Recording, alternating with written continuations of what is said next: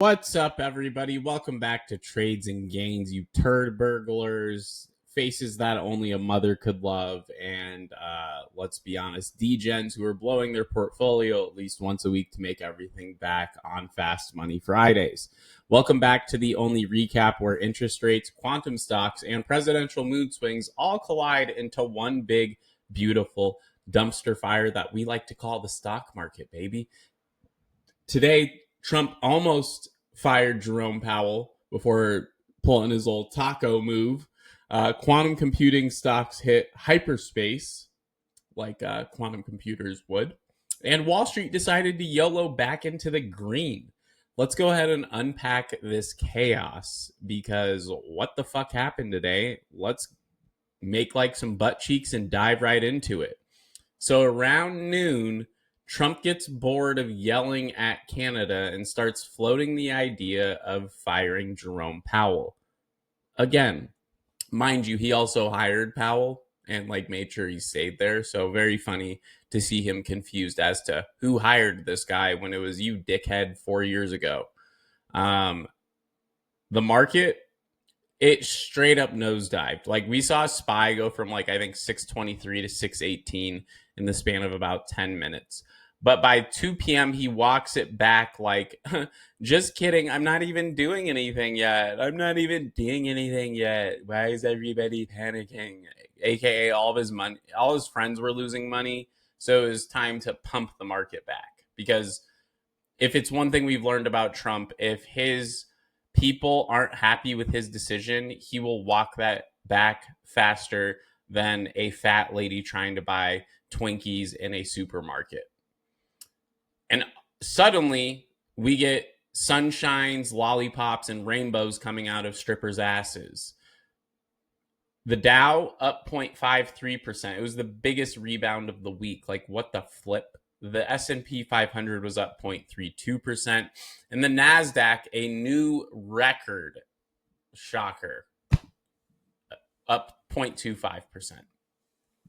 When one man's tweet can spike the dollar, move the 10-year, and launch J&J. We're not in Kansas anymore, Dorothy. So pull your head out of your ass and make some money. Now, we also had some PPI stuff happening that finally cooled off, which also made the market a wee bit horny today. PPI came in flat month over month.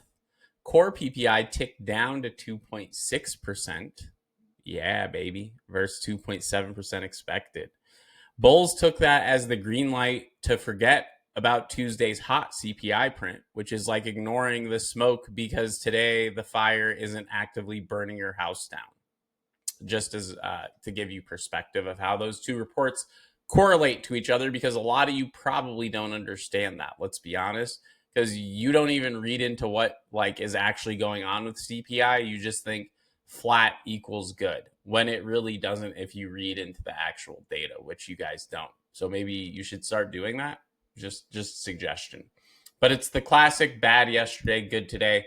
So everything's fine logic. Basically, like your girlfriend beat your ass last night, but because she made you waffles this morning, everything's forgotten. All right, losers.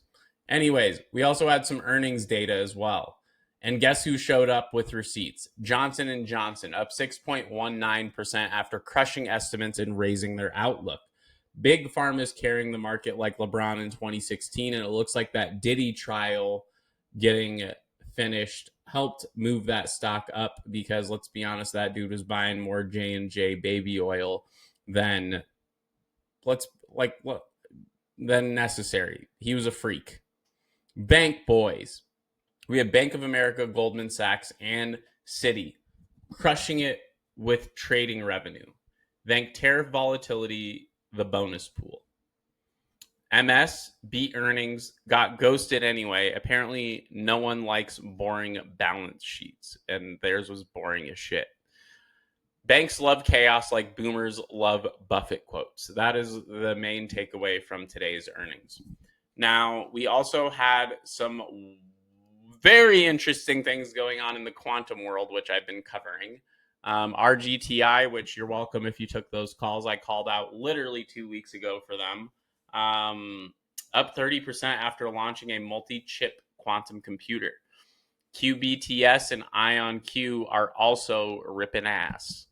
Sure, we're years away from real world use, but who cares? Rigetti's up 1,000% year over year and retails full of hopium and smoking that like it's their last joint and thinking, what if? Quantum computing is the new AI, by the way. I told you this literally a year ago, that the next logical step would be from AI to quantum computers, and look at where we're at. You gonna still keep ignoring me? Keep doing it and see how that works out for you. Nobody understands it, but everybody's buying it. It's going to be the same thing as AI in the beginning or predictive analytics. Go look at any of those two advancements and you'll get some ideas, maybe. Granted, you're not going to understand it, though.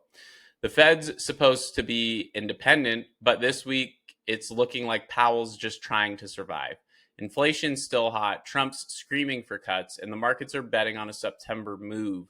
54% odds right now for a cut in September, but Trump might be playing 4D chess. Bash Powell, weaken the dollar, juice exports, and still get rate cuts anyway. And make the entire Fed regret the decision of making a rate cut like we did last year. So good luck with that. Trump's economic policy is basically scream, pivot, and profit, because he's a businessman at the end of the day. He's not a president. He doesn't care about our country. He doesn't care about our people. So why does it matter if he's going to tank the middle class if it keeps his billionaire friends rich? So fight me if you got a problem with that. Now, let's talk about some other things that happened. Crypto bounced that ass like a day shift stripper.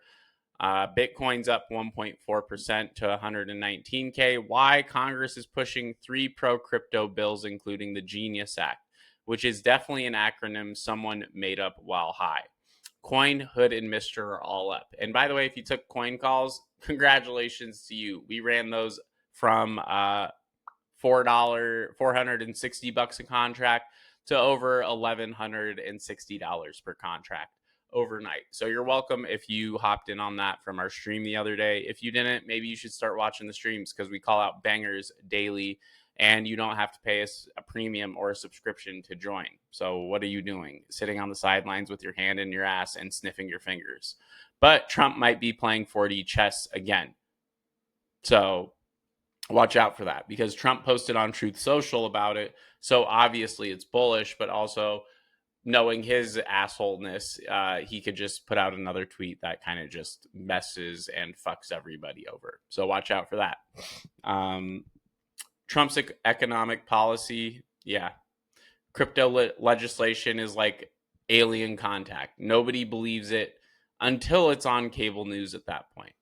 Now, let's go ahead and head over to Investor Central Club, our favorite flow software, and talk about some things that happened in the market. So to kick things off with Flow Scanner, SPY led the pack today with 52 million in flow, with only 5 million going into calls against 47 million in puts. We had Tesla coming in second, 26 million into total flow. Again, it's kind of turning into the casino again, 13 million against 12. Who's going to win here? It's all dependent on what dumb shit Elon says next. IWM, another 26 million in flow.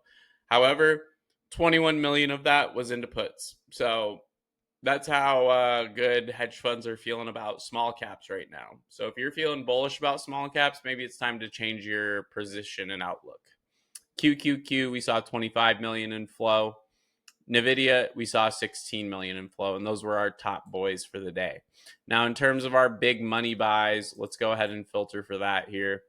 Our leading of the pack was GLD, 325 calls for the August 15th of 2025 strike, 6.55 million, only a $159, $1.59 average here, which isn't horrible. But that also is showing me that we're expecting some more downside with SPY and equities here, because when the bulls run into GLD and gold, that means equities are going to get ready to be punted in the balls like a poor kid who didn't see it coming. We saw SMH come in next with 5.83 million into the 280 puts due for December 19th of 2025. That was an $18 average, so a little bit more aggressive, only 3,100 contracts. Fails in comparison to the 41,000 contracts bought in GLD. IWM also seeing some bearish activity with 210 puts for August 15th of 2025 here. We had 25,000 contracts traded at a $2.13 average, giving them about a $5.43 million premium. SPY, we're also seeing some bearishness as well. These may be related, who knows, but these were for 607 puts due for August 15th of 2025, 5.03 million, 10,000 contracts against 21,000 in open interest, which is always a good sign. But watch out for that 10K to turn into open interest here shortly. We also had CMA come in also as an unusual 4.88 million in $70 calls, $1.95 average, and that was due for January 16th of 2026. That netted them 25,000 contracts, however. So talk about some big balls and being having some outright conviction for a play. We don't see enough of that nowadays. Now, again, that CMA print came in as our top unusual. ASML, these came in. These are the 860 calls due for, again, January 16th of 2026. However, that 3.7K average, or $37 per contract average, is pumping the premium on this, but definitely some long-term bullishness here. CNTA also saw August 15th, 2025, $25 calls, 1.4 million pumped into those for 10,000 contracts against zero open interest. Now, mind you, for the unusuals, a lot of times this is just volume over open interest with some other magic sauce that happens behind the scenes. Thanks to our boy Chef over at Investor Central Club. Now, last thing we're going to talk about here are the dark pools. So our dark pools, this is where institutions can come in and move money without really affecting the market, but it's a great indication of where they believe things are heading. So AGG led the flow today. Have no idea what that is, if I'm being honest, but we had 244.86 million dumped into the 97.87 spot. 2.5 million shares were picked up today. IWM, Microsoft, and SPY all saw hits in our top 5 today as well. SPY saw well over, just quickly, even looking at our top 2 prints, 315 million in total overall prints here at the 622.30 level. Microsoft 177.3 million in total overall flow as well. So if it's anything we can take away from this, it looks like institutions aren't bullish. They're creative and covered. Very, very covered here. They are not sold on this rally, by the way, and they haven't been sold on this rally since it has seemed to take place. So very interesting to see what's going on with our big boys and the lack of conviction that they have going into these stocks. Now, let's make like a condom and wrap this up so you can enjoy the rest of your night. Powell's safe for now. PPI gave bulls a breather, but CPI is still the elephant in the room that nobody's willing to acknowledge, like Wilbur. Earnings are a hit or miss, and volatility is good business at the end of the day because it'll give you clear direction versus this choppy chop like we're in a hibachi restaurant bullshit we deal with every day.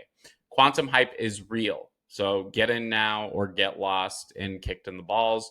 So is the risk, however, because that could be a thing like with predictive analytics where it's just a bunch of aquifers because it's unusable technology at the end of the day. But I don't think that happens with quantum because it is the next logical step to make these AI machines and AI initiatives just that much stronger, because I can go into a whole video on why quantum computing is way more efficient than regular computing, but you wouldn't care about that. And crypto might actually get real regulation, and that's a big maybe. If it does, watch for Coin Mister and Bitcoin proxy and crypto proxy stocks to absolutely rocket here. Coming up here tomorrow, we have jobless claims and Tesla earnings. Friday, we have retail sales, and July 31st, the big one, FOMC decision comes in. Don't trade blind. Stay tuned with Trades and Gains, because we will make it like you're not Ray Charles, so you can see what is actually in front of you and you're not feeling fat girls' wrists to see if they're attractive. Stay weird, stay hedged, and keep your puts spicy, because McDonald's is the only way that they like it. Hit that like, sub, and drop your hottest take in the comments, and I'll see you guys tomorrow for another live market session where we'll do some live trading, hang out, listen to music, same thing we do every day, and make money, because that's what we do. See y'all tomorrow. Have a great night, and peace.